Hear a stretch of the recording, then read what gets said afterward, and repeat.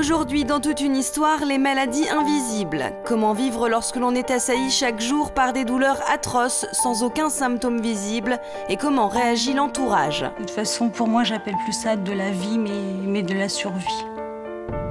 Mon mari a nié complètement la maladie. Il me disait, oui, mais t'es folle, tu perds la tête, t'es dépressive. J'avais le fusil et les cartouches. J'ai retiré les cartouches, je les ai jetées pour éviter d'avoir la tentation de me suicider. Pourquoi ça tombe sur nous? Pourquoi nous et pas les autres? Voilà. Pourquoi on a une douleur tellement forte? Mais aussi l'histoire d'Aude, narcolepsique. Elle s'endort à tout moment, ce qui l'empêche de mener une vie normale. Aude, hop là. Attendez, réveillez-la tout doucement. Elle est bien dormi, Aude. Hein. Bonjour. Comment allez-vous? Ça va. Bonjour à tous, merci de nous recevoir. Bienvenue dans toute une histoire. Mes invités d'aujourd'hui vivent dans un malentendu. On les prend pour des mythos, des affabulateurs, même parfois des tirs au flanc, alors qu'ils sont véritablement malades. Souffrir d'une maladie, ce n'est agréable pour personne, mais quand autour de vous, on ne vous croit pas, même les plus proches, les souffrances sont décuplées. Le drame de Daniela, par exemple, de Caroline ou d'Aude, est que leur maladie est invisible et reste mystérieuse pour leur entourage. Mes invités ont des douleurs dans tout le corps. Ils s'endorment 10 fois par jour pour d'autres, ou encore oublient tout.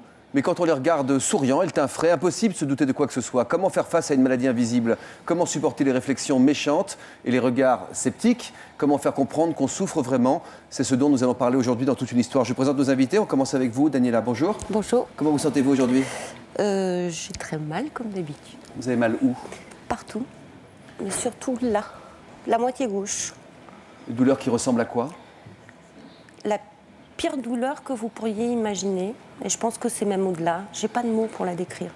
Ça s'appelle la fibromyalgie. Fibromyalgie. Fibromyalgie, qu'on appelle également la maladie de la douleur. Les médecins l'ont baptisée comme cela. Depuis combien de temps vous êtes malade, Daniela? 15 à 20 ans. Que vous souffrez comme ça? Avec des crises plus aiguës. Là, je suis vraiment dans une crise aiguë. Et il est possible pour vous de rester avec nous et de pouvoir discuter? Oui. Parce que vous avez l'habitude? On peut prendre l'habitude de la douleur? Oui, complètement, parce que sinon, on ne vivrait plus. Vous avez une vie de famille? Difficile. C'est-à-dire? C'est-à-dire qu'on est en train de se séparer avec mon mari. Aude est à vos côtés. Alors vos applaudissements l'ont réveillée au moment où a démarré l'émission. Vous vous étiez endormi, Aude, sur ce plateau. Vous souffrez de narcolepsie. Oui. C'est une maladie du sommeil qu'on commence à connaître parce qu'on en a parlé dans Ça se discute, parce qu'il y a un film qui est sorti sur le sujet qui s'appelait Narco. Vous avez été le voir? Non, comme je ne peux pas tenir au cinéma sans m'endormir, donc j'ai acheté DVD, mais je ne trouve pas ça très, très amusant parce qu'on en rit et c'est pas risible, surtout pour celui qui l'a. Pourtant, vous avez le sourire, vous avez une femme plutôt de bonne humeur. Je vais me réveiller, ça va. Ah bon? J'ai dormi 10 minutes, ça me va. C'est sommeil récupérateur, quoi. Vous aviez quoi comme boulot avant? J'étais directeur financier dans le ministère. Gros poste. Hélas. Vous avez dû arrêter? Ah ouais, j'étais obligé. Vous tombiez sur l'ordinateur? Oui, puis je finissais pas mes chiffres, je faisais pas mes comptes, quoi. Quand je m'endormais, c'était une catastrophe. Bravo de le prendre avec autant de sourire. Guy et Dominique sont avec nous. Bonjour. Bonjour. Bienvenue parmi nous. C'est très difficile à vivre pour l'entourage. On disait à l'instant, vous êtes la femme d'un homme qui souffre, Guy, qui souffre d'une algie vasculaire de la face. Qu'est-ce que c'est exactement? C'est une céphalée qui ressemble un peu à la migraine, mais qui est spécifique à l'homme. C'est une maladie qui est terrible, avec on s'arracherait l'œil, on se taperait la tête contre les murs. C'est vraiment quelque chose une douleur terrible. On ne pouvait pas dire tout à l'heure, j'ai du mal à décrire la difficulté de vivre avec cette douleur. Vous la ressentez actuellement? Non, je suis par crise. Par crise, et je suis dans une période de rémission. Donc rien du tout? Pour l'instant, je croise des doigts, pour l'instant ça va. On appelle cette maladie également céphalée suicidaire? Oui, c'est exact. Ce sont les médecins qui l'ont baptisé comme cela? Oui. Suicidaire, parce que c'est trop dur? Ah oui, on ne peut pas tenir avec ça si jamais on n'a pas de moyens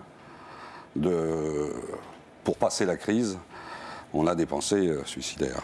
Difficile d'être l'épouse de quelqu'un qui souffre, surtout dans la première période de la vie où vous ne saviez pas de quoi il souffrait. Voilà. Tout au début, vraiment, des crises, c'était un petit peu... je vais donner l'anecdote de dire les hommes sont un petit peu douillets. je crois que nous, les femmes, nous passons par tellement d'étapes et tout ça que je me disais, oui, il a une très forte migraine, quoi. Il a mal à la tête, voilà. Et puis en voyant tout le parcours donc chez les généralistes, et pendant 10 ans, pour arriver à obtenir, de dire c'est une AVF. Camille aussi souffre d'algie vasculaire de la face. Vous ne disiez pas il y a un instant que c'était spécifique à l'homme? Nous avions entendu qu'il y avait à peu près 80% d'hommes. Bonjour Camille, donc il reste Camille, 20% de femmes et tu en fais partie? Oui. Tu as quel âge Camille? 14 ans. À quel âge les crises ont commencé à se déclarer chez toi? 12 ans. Qu'est-ce que tu as ressenti? C'est venu d'un coup? Oui, d'un coup, oui. Je savais pas trop ce que c'était, donc j'étais très inquiète. Et je me demandais pourquoi j'avais tellement mal. Tellement mal par rapport Ouais. au mal de crâne que tu avais connu Ouais. au préalable, ça n'a Ouais. rien à voir? Absolument pas. C'est une douleur abominable. C'est très douloureux. À cause de cela, tu as dû arrêter l'école? Oui. Aujourd'hui encore, tu fais des cours à la maison. C'était Ouais. difficile de garder des relations faciles avec tes petits collègues d'école qui ne comprennent pas. Non. Ta maman aussi a eu du mal à comprendre? Au début, un peu. Quand même. C'est difficile à faire comprendre même à l'entourage. Caroline est également notre invitée. Bonjour Caroline. Bonjour. Vous souffrez d'une névralgie pudendale, pardon, je me plonge dans mes fiches parce que c'est assez technique, plus communément appelée maladie du nerf honteux. Oui. Qu'est-ce que cela implique? Ça implique des douleurs dans toutes les parties intimes, de décharges, de coups de poignard, d'oursin dans l'anus. Toutes ces parties-là sont touchées et ça descend jusque dans les jambes. Voilà pourquoi on dit honteux à tort. Tout à fait. Depuis combien de temps vous avez cette maladie? 6 ans, ça s'est déclenché après un accouchement. Subitement après un accouchement? C'est venu progressivement, mais au début, j'ai plutôt mis ça aux suites d'accouchement et puis en fin de compte, ça a été qu'en s'amplifiant. C'est ponctuel? Non, c'est permanent. Là en ce moment, vous... Oui. Je me concentre sur ma douleur, donc parfois je risque de décrocher un peu. Je vous en prie. On va regarder le reportage qui vous est consacré. Il faut absolument faire connaître ces maladies, parce que le regard des autres, quand il n'est pas contrôlé, c'est une double peine qui est absolument terrible.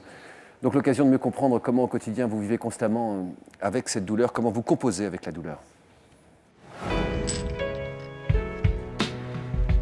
Allez, on va commencer, d'accord?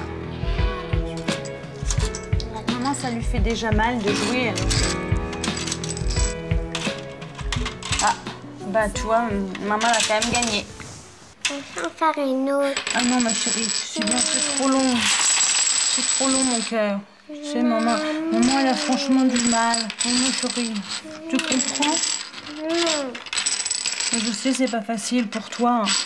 Je pense que ma douleur et ma maladie, elle la voit pas forcément, qu'elle comprenne que j'ai du mal.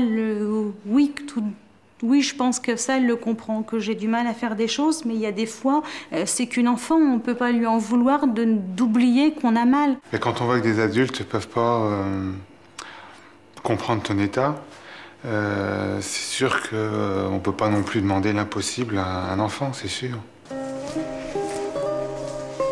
Caroline est atteinte de ce qu'on appelle communément une maladie du nerf honteux. Cette maladie que personne ne voit se traduit par d'intenses douleurs dans les parties génitales jusque dans les cuisses. Elle souffre à chaque instant depuis 6 ans. Au tout début, je dirais qu'il y avait peut-être des jours où je me posais des questions. Mais bon, j'ai quand même assez vite compris que c'était vraiment pas du cinéma, que c'était sérieux, même si ça se voyait pas physiquement comme quelqu'un qui a une jambe cassée, où évidemment tout le monde se rend bien compte que la personne a un problème. Pour sortir et se changer les idées, la seule alternative de Caroline, c'est le magasin de plantes à 200 mètres de chez elle. Elle vit cette sortie comme une bouffée d'oxygène. Étant donné que ça ne se voit pas, et les gens pensent qu'on est tout à fait normal, entre guillemets, c'est-à-dire qu'on n'a aucune souffrance, aucune douleur. Son petit plaisir se transforme vite en calvaire. Comme Caroline s'oblige à garder le sourire, personne ne se rend compte que sa souffrance devient intenable. Je sais pas si je vais pouvoir rester, faire la queue dans un magasin, c'est très pénible et c'est très douloureux. Piétiner, c'est une chose qui devient insupportable. Il y a des jours où on a envie de repartir quand il y a trop de monde à la caisse, ça devient insupportable. On se demande est-ce que je le fais, est-ce que je le fais pas. On pense aussi au regard des gens. Je suis impatiente, j'ai envie de passer devant tout le monde. C'est pas toujours évident, même si on essaie de passer outre. Merci. Au revoir. La maladie de Caroline se répercute aussi dans sa vie de couple. Dans l'intimité avec son mari, les brûlures et décharges électriques qu'elle ressent en permanence s'amplifient considérablement. Il y a 6 ans et demi, c'était le jour de notre mariage. Tout se passait bien. Pas de problème de santé. On avait des relations normales, plusieurs fois par semaine, sans aucun souci. Maintenant, c'est quoi? C'est une fois par mois? Et encore, pas tous les mois. Et tout ça dans la douleur. Il faut faire avec, et puis voilà. Et puis espérer que si un jour tu arrives à guérir, et ben, qu'on retrouve une vie complète, quoi. De toute façon, pour moi, j'appelle plus ça de la vie, mais de la survie. Ma maladie, j'essaie de la rendre invisible pour vous parce que je ne veux pas que vous souffriez de ma pathologie.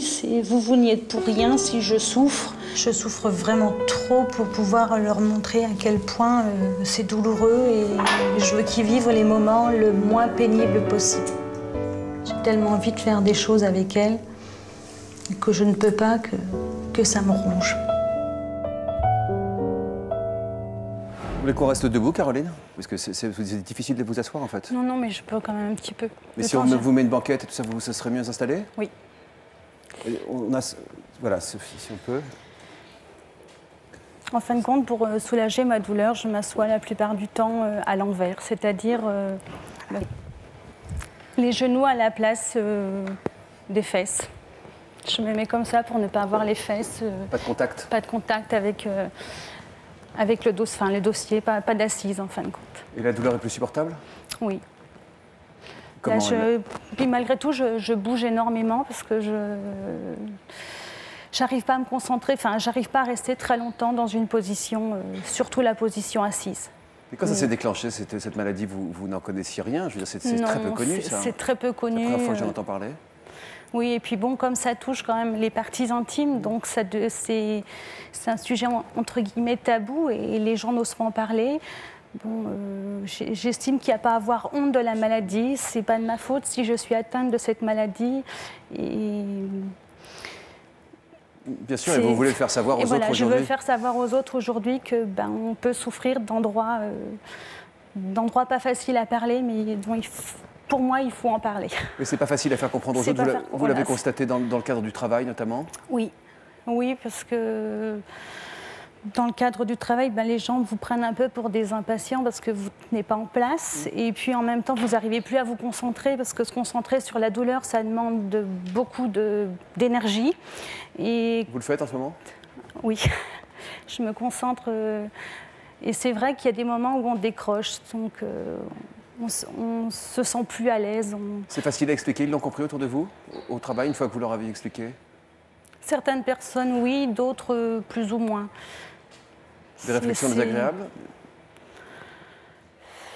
Pas forcément, mais bon, on sent qu'on n'est pas forcément compris. Les gens pensent qu'on simule pour une grande partie, je pense. Combien il y a eu de temps s'est passé entre les premières douleurs et le moment où vous avez pu mettre un nom sur cette maladie? 3 ans et demi. C'est très long. Vous avez dit que c'est arrivé après votre accouchement. Est-ce que c'est lié à l'accouchement? D'après ce qu'on sait? Plus ou moins. J'avais un très gros bébé. J'ai eu des forceps aussi. Donc ça s'est passé très lentement. Il y a des chances que... Des risques? Il y a beaucoup de chances, beaucoup de risques que ça soit dû à l'accouchement.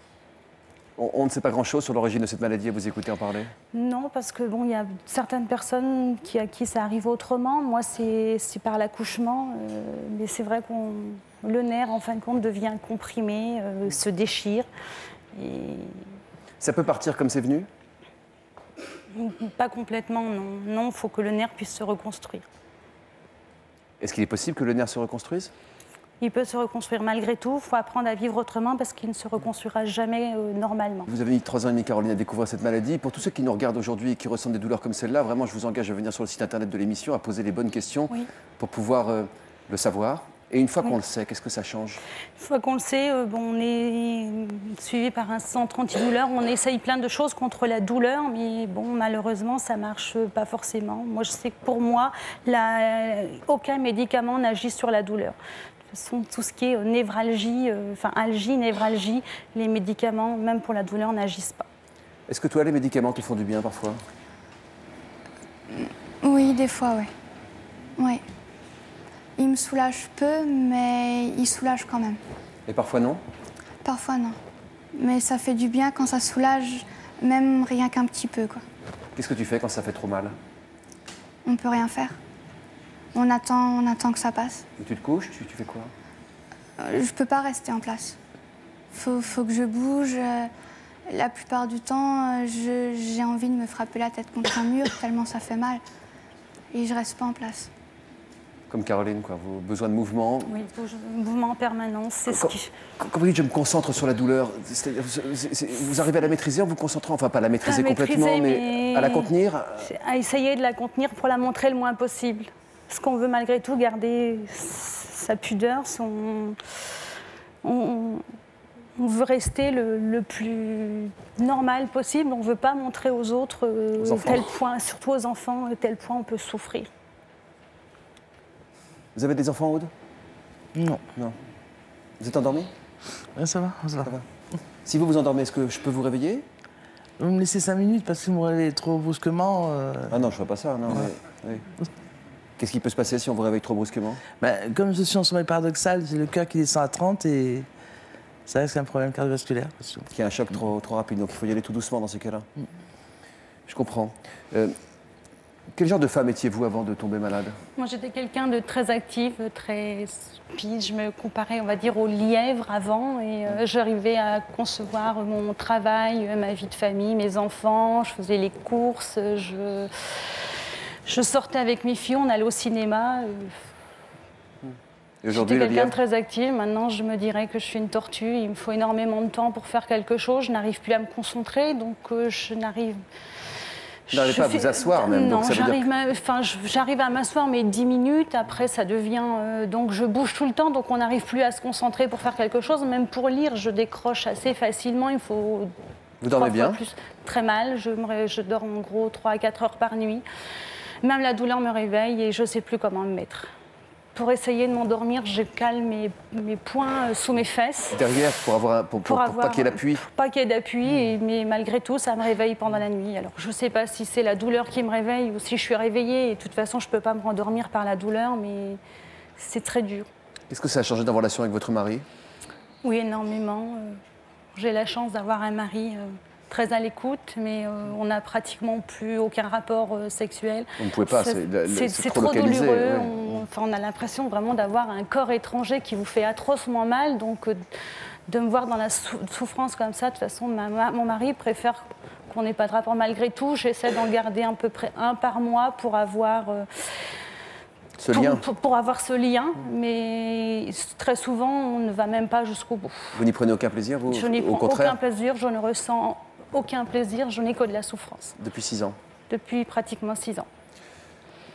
Daniela, pensez-vous que Où êtes-vous, Daniela? Je suis là. Excusez-moi. Pensez-vous que les proches peuvent comprendre quand ils ne sont pas eux-mêmes malades? Les explications suffisent? Quand elles sont écoutées et entendues, oui. Le problème, c'est l'écoute. Votre mari ne vous a jamais entendu sur le sujet? Non. Il n'a jamais voulu vous entendre ou pourquoi a-t-il bloqué? Franchement, je ne sais pas. Maintenant, il écoute et il entend. Ah oui. Ça, on l'a eu au téléphone pour préparer cette émission. Il nous a dit combien il était désolé de ne pas avoir considéré votre maladie comme elle était réellement. Complètement, oui. Il réalise maintenant ce qu'il aurait dû réaliser des mois en arrière, quoi. Vous avez des enfants également? Oui, 2. Qu'est-ce qu'ils comprennent de votre maladie, eux? Je leur ai parlé avec des mots simples et ils me regardaient beaucoup plus que mon mari me regardait. Et eux s'étaient rendus compte. Vous êtes très en colère contre votre mari, hein, visiblement. Non. C'est au-delà. Je suis passée au-delà de tout ça. Vous en êtes où aujourd'hui? Je sais que pour arriver à m'en sortir le mieux, il faut que je sois seule. Parce que la situation a maintenant un effet négatif sur ma maladie. Ça rajoute de la douleur? Oui. Caroline, est-ce qu'il vous est arrivé, pardon pour cette question, de culpabiliser en plus de la douleur, en plus d'être malade? Oui. Oui, de ne pas être une bonne mère, de ne pas être une bonne épouse. Oui, ça m'arrive de culpabiliser. Daniela, vous aussi? Complètement. Et en plus, quand vous le fait sentir. Ça ajoute à la douleur, ça ajoute à la culpabilité également. Oui. Pour être coupable, il faut être responsable. Vous n'êtes pas responsable de la maladie, vous êtes juste une victime. Alors, est-ce que vous arrivez à vous raisonner sur le sujet? Pas toujours. On a beau se dire que c'est pas notre faute, on s'en veut quand même de ne pas pouvoir faire comme tout le monde. Guy, vous avez culpabilisé de cette maladie? Dites la vérité. Hein. Oh. Quand je n'ai pas compris ce qui m'arrivait, que je ne connaissais pas pourquoi ce que j'avais, oui, je culpabilisais. Après, quand j'ai eu une AVF déclarée et qu'on m'a expliqué ce que c'était et que...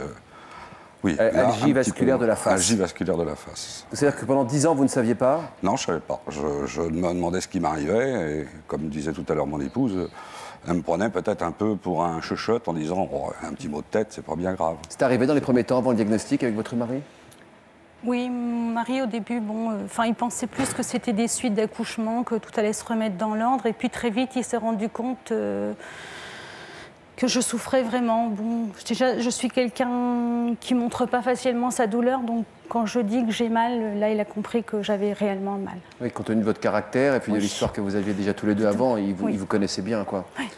Vous avez envisagé que votre mari vous trompe pour pouvoir conserver votre histoire d'amour, tout en le laissant vivre sa vie d'homme? Oui. Ça doit être très difficile à concevoir, ça. C'est un grand acte d'amour aussi. Comment vous voulez présenter les choses? Moi, vu que de toute façon, je ne pouvais plus le satisfaire, je lui ai même proposé que si il voulait, il pouvait me tromper, je ne lui en tiendrais pas rigueur, parce que de toute façon, je ne pouvais plus avoir mon rôle d'épouse. Comment a-t-il réagi? Pardon, votre rôle d'épouse, de maîtresse. Et il m'a répondu que non, il ne le souhaitait pas. On avait commencé cette galère ensemble, on la finirait ensemble.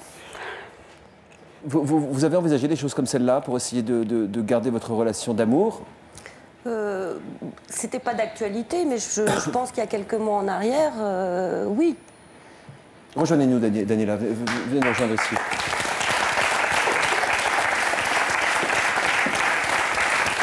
Merci. Quelques mois en arrière, qu'est-ce qui s'est passé? Quelques mois en arrière, j'ai eu le diagnostic officiel de ma fibromyalgie. Et mon mari a nié complètement la maladie. Complètement.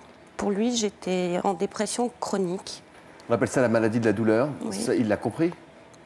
Maintenant, oui. Maintenant. Mais il y a beaucoup de reproches dans ce que vous dites. C'est comme ça que je le ressens, en tout cas. Je me suis sentie trahie et abandonnée, oui. La fibromyalgie, pour ceux qui ne la connaissent pas, cette maladie, sachez bien ce que c'est, des douleurs diffuses tout le temps, une raideur musculaire, des troubles du sommeil? Troubles du sommeil, troubles de la mémoire, de la concentration, plus beaucoup d'autres troubles secondaires, digestifs, urinaires. C'est une atteinte du système nerveux. Donc, Avec des conséquences sur votre vie sexuelle également? Oui, oui. Pas envie? Non, baisse de la libido, tout à fait. Pas de plaisir? Peu? Rarement. Peu. C'est une souffrance permanente et de l'extérieur, on ne voit absolument rien. Non, puis je rejoins ce témoignage. On n'a pas forcément envie de montrer, en particulier à ses enfants. Et dans mon cas, moi, j'ai été étonnée de voir que malgré tous les efforts que je faisais, elles s'en sont aperçues alors que leur papa le niait. Elles avaient quel âge? Elles avaient 6 et 10 ans. Ça fait combien de temps que vous souffrez?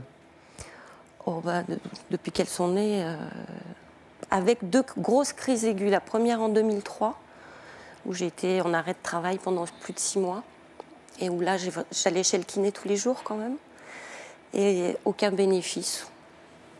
J'ai mangé des antalgiques, des anti-inflammatoires, et... Des effets secondaires, mais pas de soulagement, quoi. Exactement. Et la deuxième crise? La deuxième crise, ça a été en janvier de cette année.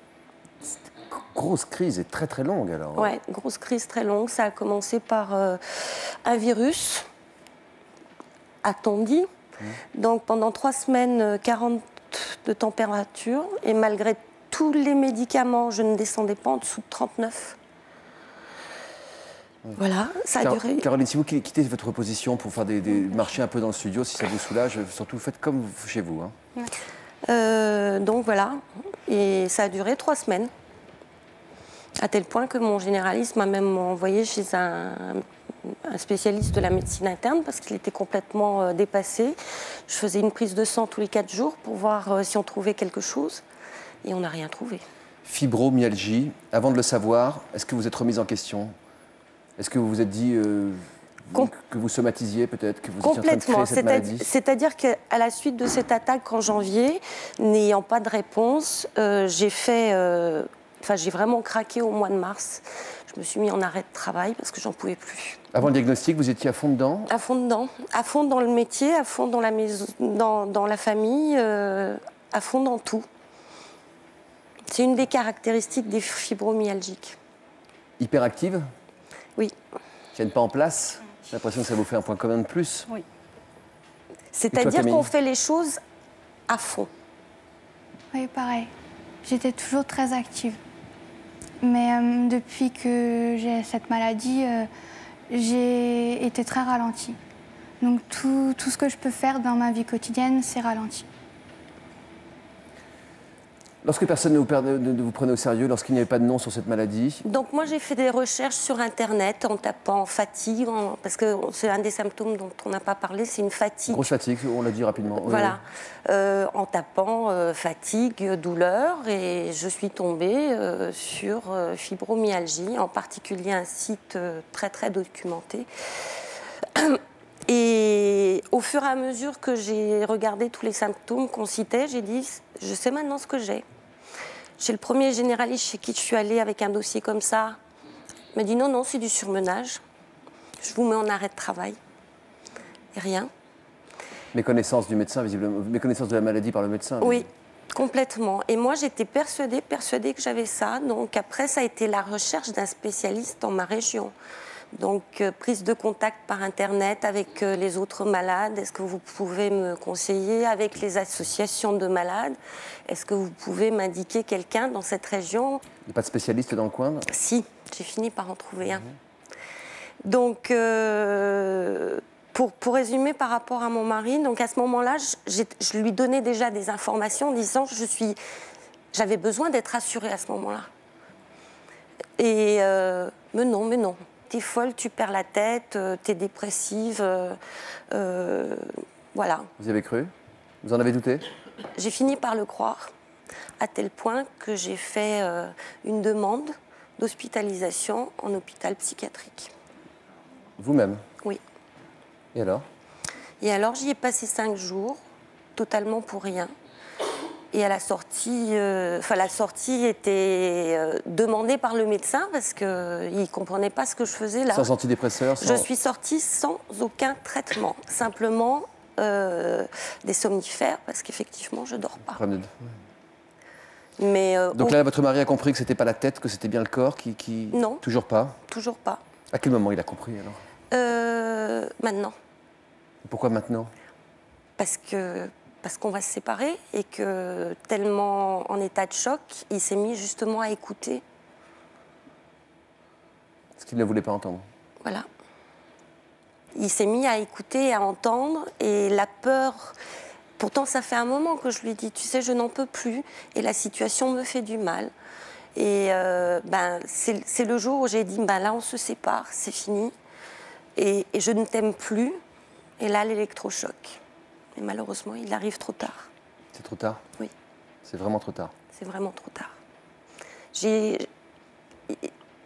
Il m'a trop déçue. Il faut savoir que lorsqu'on a fait nos vœux à l'église, c'était pour t'aimer et te soutenir tout au long de notre vie. La seule fois où j'ai eu besoin qu'il me soutienne, il m'a renvoyé l'image de quelqu'un de fou, qui affabulait, Je ne pense pas qu'il pensait que je simulais, mais qu'en tout cas, je me trompais complètement sur l'origine de ce que je ressentais. Vous n'avez jamais connu ça avec votre mari, des moments... Parce que ce sont des maladies totalement invisibles, donc... je me mets à la place des hommes, hein, dans vos deux cas, on ne sait pas quoi faire. J'arrive à comprendre, mais moi je dirais que j'ai eu cette chance d'avoir un mari qui m'a écouté, qui m'a compris, parce que moi aussi au début on mettait ça sur le stress, sur plein de choses. Et moi je me disais mais non, c'est pas possible. Bon, j'ai connu la dépression à un certain moment de ma vie, mais je me disais c'est pas ça, je ne veux pas, je suis sûre que c'est pas ça. Et puis quand vous allez faire chez différents médecins des diagnostics, on vous dit vous devriez être content, vous n'avez rien. Ouais. Et vous sentez quelque chose. C'est très très douloureux. C'est encore plus dur à vivre que de vous dire ben, vous avez quelque chose, c'est pas grave, mais ça va guérir, que de vous dire vous n'avez rien. Ouais. Voilà. Il a été -5 pour votre couple à un moment ou à un autre aussi? Non. Oh, je m'en ai pas passé loin de temps en temps d'avoir... Non, l'histoire de... Avant le diagnostic, Guy? Avant, oui, bien sûr. Oui, avant. Parce qu'il y a une perte de confiance d'une certaine manière. C'est-à-dire que vous dites j'ai très très mal, c'est insupportable, et votre femme dit oui, bon, t'as une migraine, ça m'arrive aussi, quoi. Et j'étais vraiment exécrable hein, quand on est dans ce... Ah oui. On ne se reconnaît plus, je me reconnaissais même pas. C'est-à-dire? On devient méchant, agressif. La douleur est telle que... C'est plus le même homme. On n'est plus le même homme. Hein. Céphalée suicidaire. Une fois qu'on a mis un nom dessus, j'imagine que là, quand on commence à prendre de la distance et se dire ouf, je n'ai pas rien, comme disait Caroline il y a un instant. Ouais. Oui, c'était le propos que je portais d'ailleurs. Je lui disais mais tu n'as pas le cancer, tu n'as pas le sida. Ouais. Parce qu'il disait mais je vais mourir, tout ça. Je lui disais mais on ne meurt pas de ça. Il faut que tu arrives à gérer. J'ai essayé par la douceur, par... Imaginez tous les couples où il y a un des deux qui souffre de ces mêmes maladies mais c'est terrible, et l'autre qui ne le sait pas. On verra comment vous avez réussi à faire un travail sur vous-même juste après ce message de la rédaction qui vous concerne peut-être. Soyez attentifs, à tout de suite.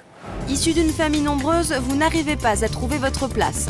Vous avez eu ou vous êtes enceinte de triplé ou de quadruplé. Vous avez fait une réduction embryonnaire. Pour nous raconter votre histoire, contactez-nous au 01 53 84 30 08 ou connectez-vous sur le site de l'émission. Prochainement, dans toute une histoire, ces femmes qui vivent leur amour dans l'ombre d'une autre. L'histoire de Sophie, amoureuse d'un homme marié. Elle souffre chaque jour davantage de cette vie clandestine. Il faut que ce soit lui qui me dise, voilà, on se voit tel jour, à telle heure. Et si moi je ne peux pas, ou s'il y a un problème, là, monsieur va faire la gueule. Il me fait aller chez lui, en plus de ça, dans le lit de sa femme. Donc moi je me suis dit, au début, c'est vrai que ça me choquait un petit peu, mais maintenant... Moi, j'attends qu'une chose, c'est qu'elle débarque. Ça le mettra peut-être devant le fait accompli, et là, il sera peut-être obligé de choisir entre elle et moi. Je ne peux pas continuer dans cette situation, c'est pas possible. Et aussi l'histoire de Martine, abandonnée sans ménagement au bout de 4 ans de liaison, après que la femme de son amant les ait démasqués. Il me disait en fait qu'il n'avait jamais connu ce sentiment de toute son existence, d'aimer à ce point quelqu'un. Je l'aime toujours et je crois que je l'aimerai toute ma vie, quoi.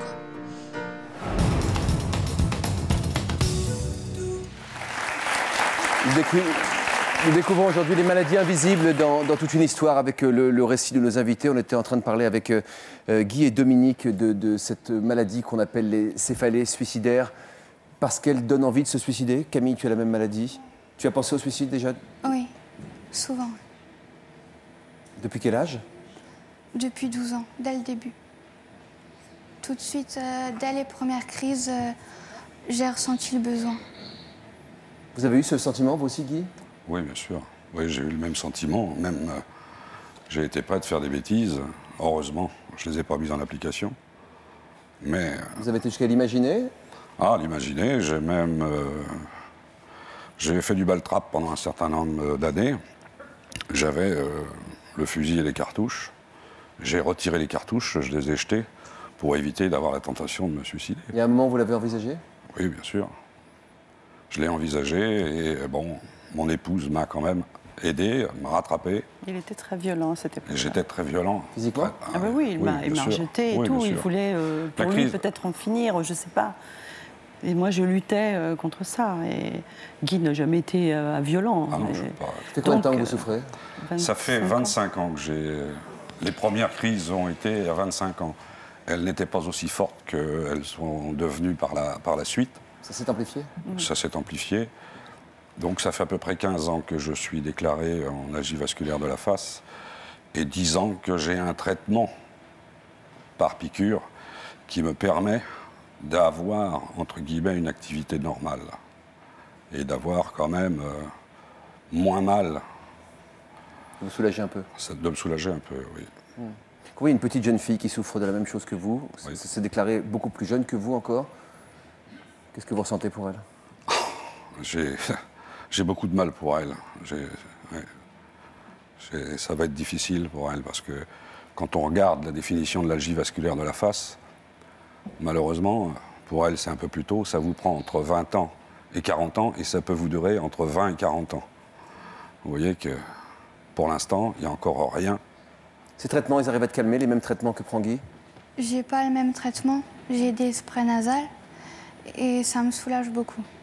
Par rapport à la période où je ne connaissais pas encore les traitements. Donc c'est vrai que ça me soulage beaucoup. Tant mieux. Ces piqûres-là, elles te sont pour l'instant interdites, tu es trop jeune? Oui. Lorsque tu pensais au pire, Camille, tu pensais à quoi? À arrêter la douleur. À mourir, ouais. Je me disais qu'il fallait faire quelque chose pour plus souffrir comme ça. Christine, vous êtes la maman de Camille. Vous avez compris assez vite de quoi elle souffrait? Combien de temps a-t-il fallu entre ses premières crises et le moment où le diagnostic a été posé? Alors Camille a eu beaucoup de chance parce que le diagnostic a été posé au bout de 3 mois. Chance dans son malheur. Chance dans son malheur, sachant que statistiquement, je crois que c'est 5 ans pour poser le diagnostic, enfin quelque chose dans ce genre-là. Donc Camille a eu vraiment beaucoup de chance de trouver un neurologue qui, malgré son âge, malgré tout ce qu'il se disait, tout ce qu'il pensait... ça se déclenche plus tard, que c'est voilà, cela, que ça concerne des hommes, tel âge, dû à l'alcoolisme, aux narcotiques, enfin bon, il se disait plein de choses. Donc malgré cela, il a eu de la chance de tomber sur un neurologue qui a que peut faire une maman quand elle apprend que sa petite fille a une chose comme celle-là? Quel est son rôle? Son rôle, c'est la guerre. On part à la guerre, tout simplement. On part à la guerre contre le milieu médical, on part à la guerre contre l'école, on part à la guerre contre le milieu enseignant, on part à la guerre contre les amis. On est en guerre, tout simplement. Tu as dû arrêter l'école à cause de ces douleurs? Oui. Tu as trouvé ce traitement de spray nasaux ensuite? Oui. Qui t'a permis de soulager tes douleurs? Oui. Est-ce que tu es retournée à l'école depuis? Non. Pourquoi? J'ai été déscolarisée parce que j'étais trop souvent absente, ce qui ne me permettait pas de suivre le cursus scolaire normal, quoi. Mais les copains, les professeurs, surtout, est-ce qu'ils le comprenaient? Non. Sûr? Ils ont eu beaucoup de mal au début. Énormément de mal. Les professeurs maintenant ont compris et ils me soutiennent énormément. Ouais. Mais les amis, ça a toujours été un véritable problème. Ils n'arrivent pas à comprendre. Ils ne voient rien, ils ne voient pas la présence de symptômes. Donc pour eux, je ne fais que simuler. Tu ne changes pas de couleur, tu n'as pas des irruptions, Ils ne m'ont jamais vue en crise, donc quand ils me voyaient, c'était quand j'allais à l'école. Et lorsque j'allais à l'école, j'étais une enfant normale. Donc... Tu n'as jamais eu de crise à l'école? Non, jamais. Toujours à la maison? Oui, toujours. Parce que mes crises se déclenchent dès le réveil. C'est le matin? Le matin. Toujours oui. Le matin? Toujours le matin, oui. Au réveil? Oui. Alors qu'habituellement, ça se présente la nuit. Et moi, c'est uniquement le matin. Donc toi, tu as une maladie un peu décalée dans les symptômes par rapport à ce que la médecine connaît de ces symptômes-là. Oui. Aude, hop là. Attendez, réveillez-la tout doucement.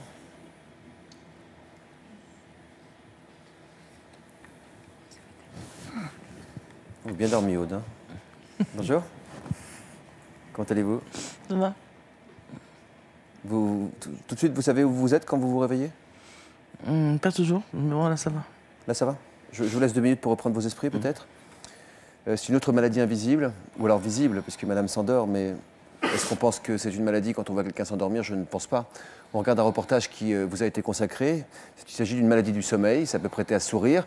Nous allons voir qu'au quotidien, ce n'est pas du tout facile à gérer. Vous avez dû arrêter votre vie professionnelle et vous n'avez quasiment pas de loisirs parce que vous êtes sans cesse en train de vous endormir. Regardez.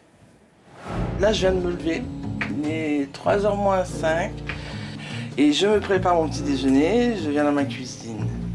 Dès que je me lève, j'ai l'impression que tout tourne autour de moi parce que je suis encore plus ou moins dans mon sommeil, même si j'ai 10 ou 11 heures de sommeil. Donc c'est pas très loin la distance pour venir ici, donc le rythme c'est le café à côté, les biscottes derrière, tout est à portée de main pour justement si jamais je tombe, j'ai de quoi m'appuyer. Aude souffre depuis 15 ans de narcolepsie, autrement dit la maladie du sommeil. Elle dort 15 heures par jour et vit au rythme de ses siestes. À peine levée, Aude retourne se reposer sur son canapé et prend le risque de fumer. Alors ça, la cigarette, donc, c'est un problème disons, d'organisation. Je mets le cendrier comme ça, alors soit ça me glisse et ça tombe là, ou alors je me mets comme ça, en évitant naturellement que le chien soit en dessous. Et la cigarette tombe sur le plancher. En s'endormant brusquement, Aude a failli mettre le feu plusieurs fois. Pendant qu'elle parle, Aude décroche. Elle sombre petit à petit dans le sommeil. Alors, excusez-moi, c'est parce que par moments, je perds le fil. Ça aussi, c'est un inconvénient. Et les symptômes, c'est surtout quand je commence à perdre la tête. Quand je vous parle différemment, et ça, c'est un des symptômes. Je m'excuse, mais si je m'endors pendant 10 minutes, vous ne me le réveillez pas. Parce que je suis...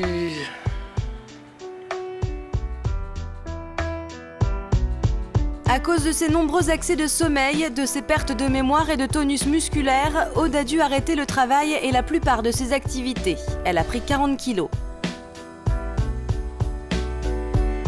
Ah, ça c'est embêtant.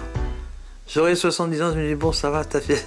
Et comme j'aime bien bouger, c'est très, très dur, parce que plus de sport, plus d'activité physique, parce que c'est les risques, soit de tomber, soit de déchirure, soit de cassure, voilà.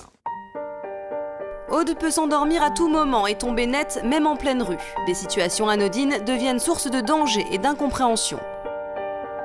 Il y a, allez, 20% des gens qui se poussent pour me laisser m'appuyer, sinon les gens réagissent mal. Pour eux, c'est quoi ça? Elle est en pleine forme et l'handicap ne se voit pas, ce que je dis.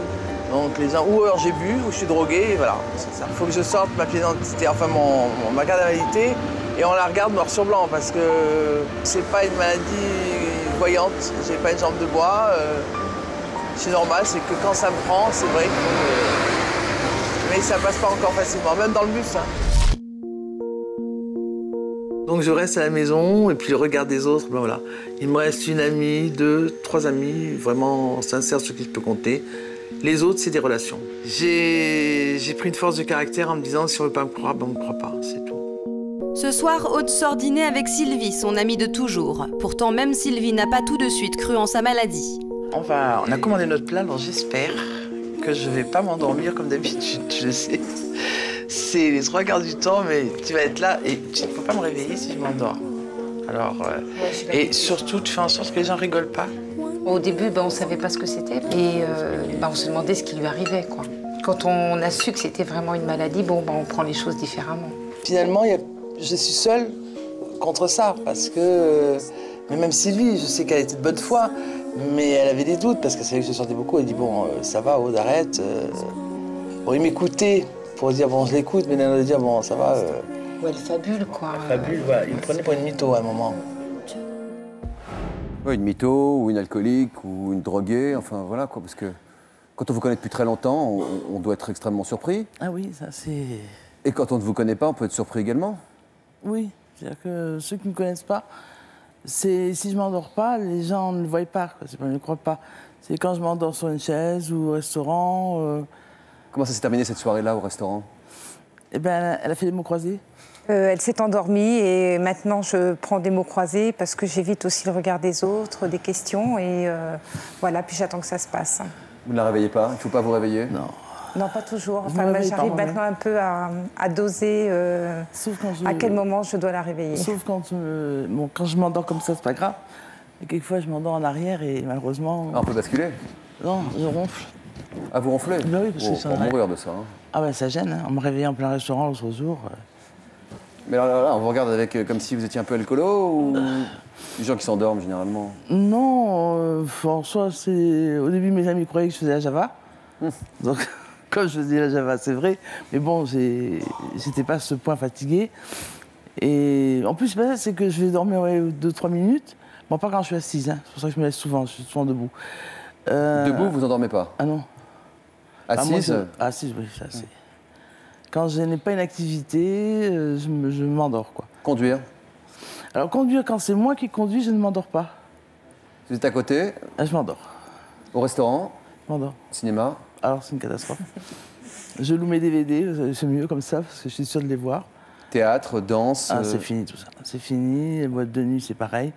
Ouais, je suis pas embêtante, hein. Je me mets sur une chaise et sur une banquette et je dors. Parce que je peux pas dormir. Avec 140 000 décibels et des ultra basses et tout ça, vous vous endormez quand même? Les fenêtres grandes ouvertes, le matin avec du verre, ça me gêne pas. Hein.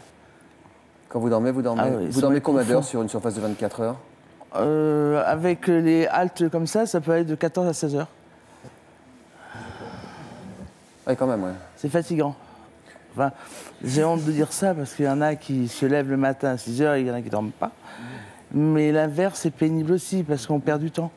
J'ai beaucoup de trucs administratifs à faire actuellement pour la validité et je me lève, il est 2 heures, il me faut 2 heures pour me préparer. 16 heures, tout est fermé, la mairie, la sécu et tout le reste. On peut passer les symptômes qu'on a affichés sur notre écran de la narcolepsie. Alors, narcolepsie, une hypersomnolence diurne. Oui. Quand vous ne dormez pas, vous êtes en état de somnolence? Oui, enfin, ça... Ça se voit pas, ça se voit pas. Non. Non. Problème de mémoire, d'attention? Ah oui, ça, oui. C'est une catastrophe, ça. Qu'est-ce que vous oubliez, par exemple? Eh bien, comme le sommeil arrive, moi, je ne le sens pas, mais il arrive sûrement au niveau du cerveau avant que je m'en rende compte. Je vais, par exemple, au lieu de vous mettre bonjour, je vais mettre jour. Et puis hop, le reste, vous l'attendez bien. Pour des chiffres, je vais mettre 1, c'est 1 million, je vais mettre 1 et les 0, vous les attendez. Et c'est pour ça qu'au niveau de mon travail, j'étais obligée d'arrêter. Hein. Je ne pouvais plus... Ouais, tu es directrice financière dans un ministère, donc j'imagine, effectivement. Ouais. C'est pour ça que j'ai eu la validité, d'ailleurs. Parce que, bon, mais je me suis battue pendant plus de 2 ans. Hein. Quelles ont été les réactions de vos amis quand vous avez eu la validité? Ah, mais de toute façon, moi, si j'ai pas eu dans une petite surprise et qui j'avais payé pour l'avoir. Perte de tonus musculaire? Ah oui, ça c'est catastrophique. Là, les pompiers me connaissent bien dans mon arrondissement. Pourquoi? C'était tous les jours. Puis comme j'avais un petit chien, vous avez vu, lui, dès que je tombais, il allait à la pharmacie.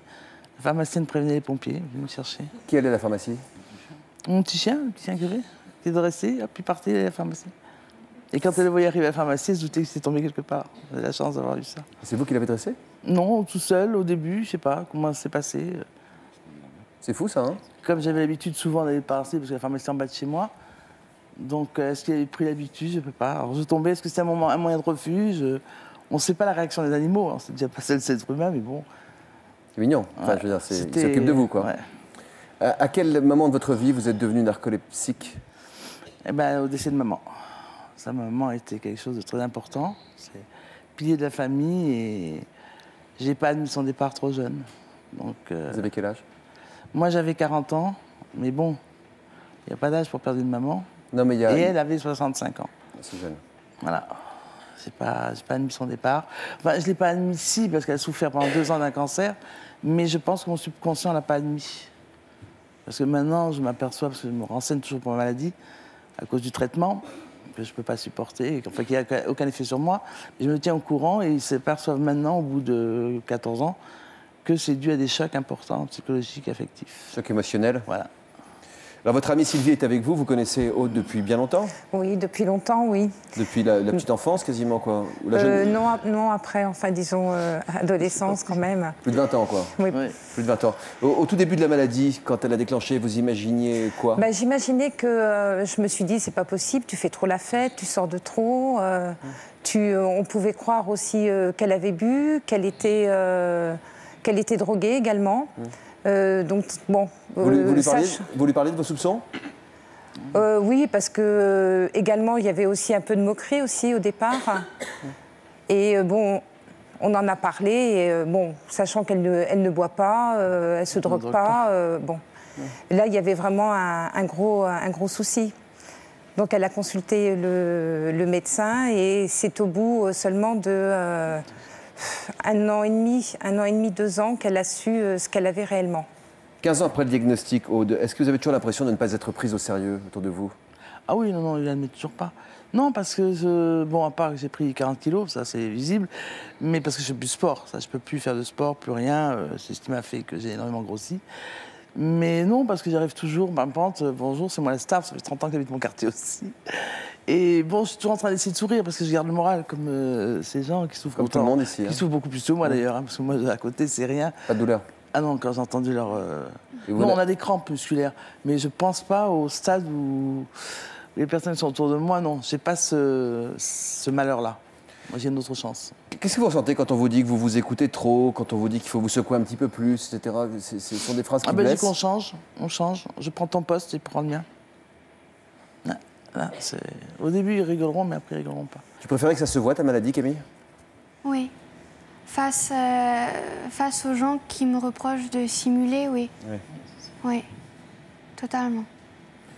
Je vous sens un peu dans la rage, Aude. D'une rage assez agréable d'ailleurs à supporter, parce que vous êtes très souriante, etc. Mais presque une rage de désarroi, quoi. Oui, parce que c'est... Les gens, comme dit la petite jeune fille, les gens ne vous prennent pas au sérieux. Tout le monde, bon, moi, dans un bus, surtout, j'ai eu, du haut poids aussi, j'ai mal dans la colonne vertébrale. J'en pouvais plus, je ne pouvais plus rester debout, j'ai dit, je vais tomber. Comme je ne voulais pas m'écrouler, j'ai sorti ma carte d'invalidité.